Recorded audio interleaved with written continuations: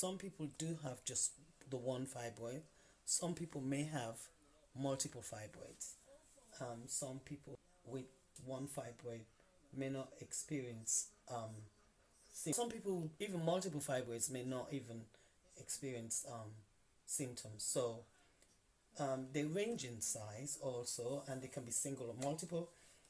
And in extreme cases, the multiple fibroids can expand to the point of where the person looks pregnant.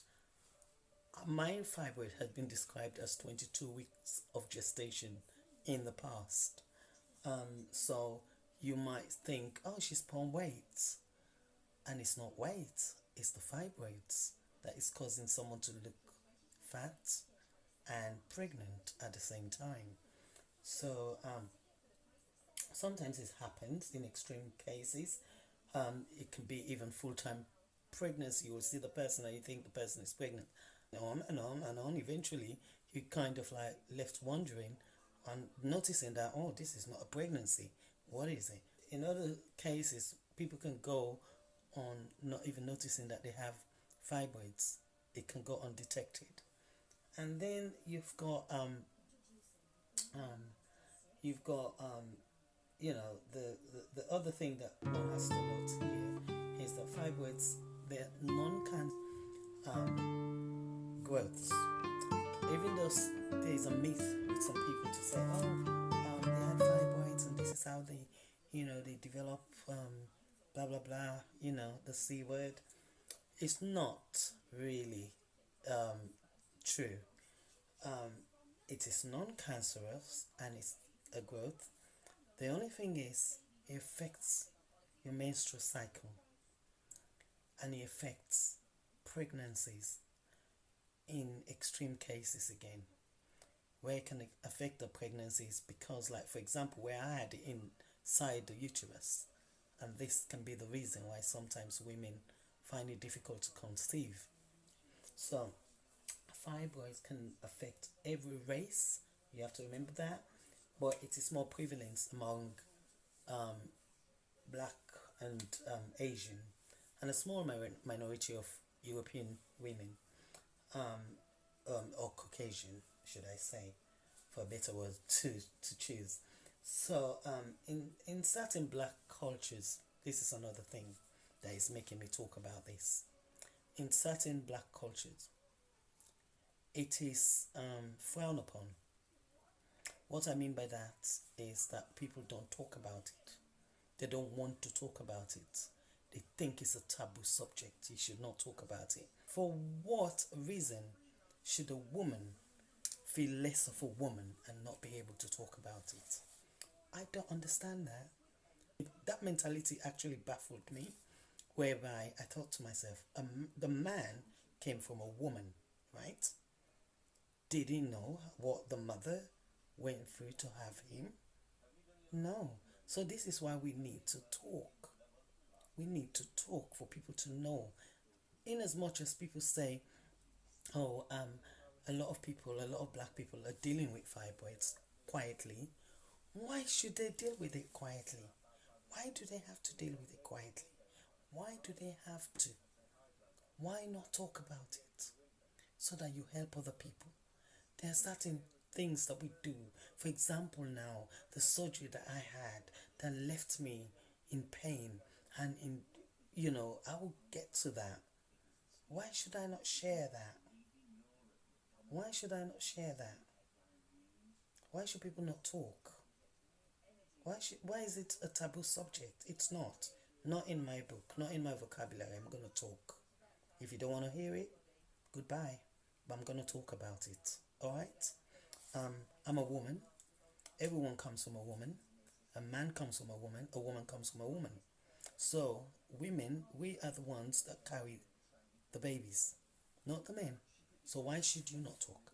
If a man thinks a woman has got fibroids, and because of that, I don't want that problem of her not being able to have kids, you're wrong, mate. A woman with fibroid can have a child. I've got fibroids and I have one child. I was pregnant. Yes, there are risks the pregnancy, but it is possible for a woman to be pregnant to full term, and I did. And I'll share all that with you. It is possible. By God's grace, it is possible. You just need to believe. You just need to stay away from the people who are putting the negative thoughts in your head. I remember there were people who used to, oh, I just thought about one, I saw rest in peace. But I remember, people used to ask me, when are you going to have kids? I wasn't even thinking that, oh, I might be late to have kids. No, even when I had my daughter, it wasn't planned, but God planned it. I didn't plan it, God planned it. Because the story is a different story. Yeah? And I did not force anyone into having a baby with me. But when the right time comes, no matter what, you will have your child. Just have positive thoughts. Forget about what other people are saying. Just do the right thing.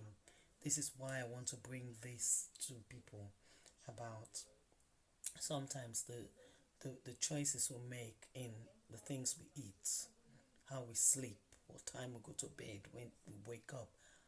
I am not perfect. By no means am I perfect. And I'm not trying to say I am.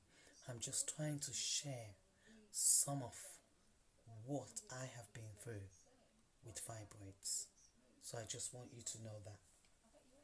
So in this situation, like just as the menopause nowadays, we are allowed to talk about menopause. Women are given time off work to talk to, time off work, sorry, when they're going through menopause. For example, with fibroids, you end up suffering with anemia. In my case, I was severely anemic.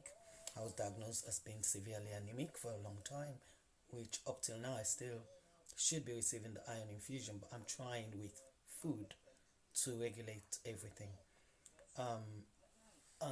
So sometimes, because of that, the low iron, hemoglobin is low.